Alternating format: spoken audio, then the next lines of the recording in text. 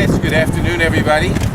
I'm Congressman Gerald Nadler of New York. I want to thank everyone for joining us today, and I particularly want to thank all the people standing here who will be participating in the press conference who are going to be supporting this bill.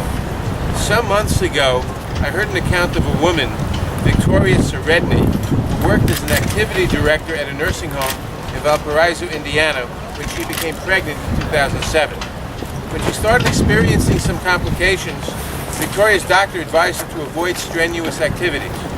Victoria told her boss about her doctor's advice, noting that she, quote, would just need a little bit of help, unquote, with tasks such as rearranging tables and pushing heavy wheelchairs, tasks that took up about 20 minutes of her entire workday.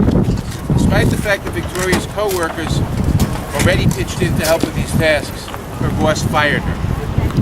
Shockingly, when Victoria turned to the courts for protection, the court denied her even a trial by granting the employer's summary judgment motion. It means it's not even worth a trial.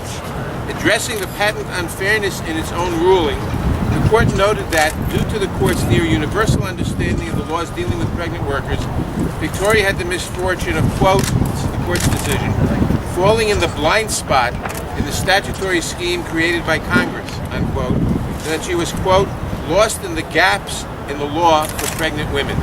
Lost in the gaps in the law. Victoria is not alone. We're hearing about thousands of such cases across the country, and this is outrageous.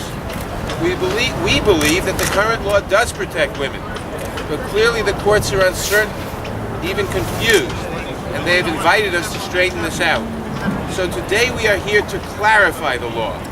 We don't believe to make new law, but to clarify the law, and to erase this injustice through this bill, the Pregnant Workers Fairness Act. 34 years after Congress passed the Pregnancy Discrimination Act of 1978, no woman should fear that she will be fired, forced out on leave unnecessarily, or denied a minor adjustment that would allow her to continue working during her pregnancy. A record 70 million women are in the American workforce today, and 3/4 of them will become pregnant during their lifetime. Many working women are the primary or dual breadwinners in their households, and failing to protect them from workplace discrimination hurts them and their entire families. It also runs counter to every economic need and value in our society, particularly during tough economic times. Of course, many advocates have been working to address this problem for years, including many of the leaders standing next to me today.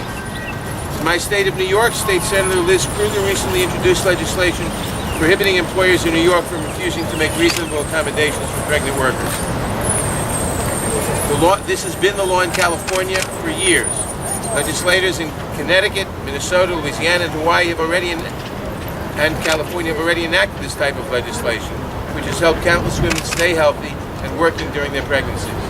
I applaud the leadership of those states, but of course this is a national problem that warrants a national solution, and the Pregnant Workers Fairness Act will provide that national solution.